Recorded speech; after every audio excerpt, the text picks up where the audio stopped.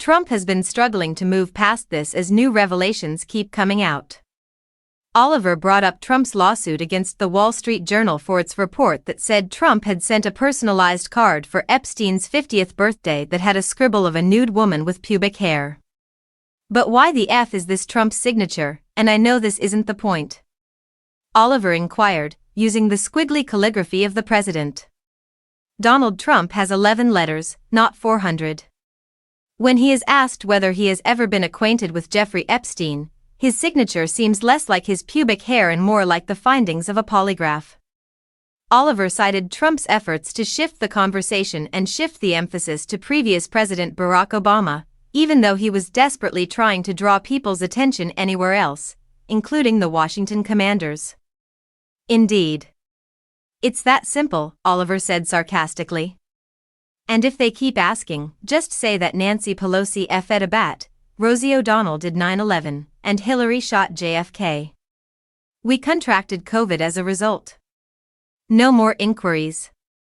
Additionally, distraction doesn't appear to be working here, despite being one of Trump's most effective strategies in general.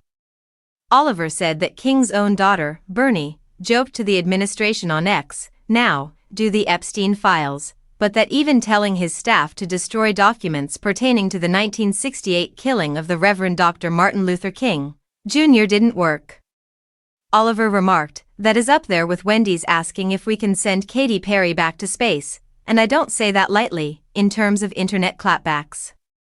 He went on to say that even Jacob Chansley, the so-called QAnon shaman, had blasted Trump's ties to Epstein, calling him a fraud and cursing him out on July 23. Oliver said, "You're in trouble once you lose dipshit Daniel Boone here."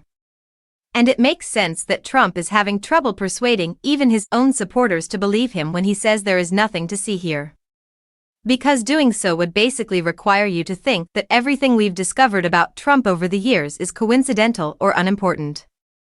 All that Trump did was host Epstein at Mar-a-Lago on multiple occasions, invite him to his wedding, hang out with him at Victoria's Secret fashion shows, be listed as a passenger on his plane 8 times, joke with him at a party while pointing out attractive women and saying something in his ear that caused the most hideous smile in human history, and tell a reporter, "I've known Jeff for 15 years.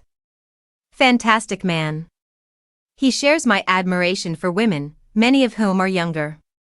They supposedly hold a calendar girl competition in which he and Jeffrey Epstein were the only visitors, except from the roughly 24 ladies who were brought in to amuse.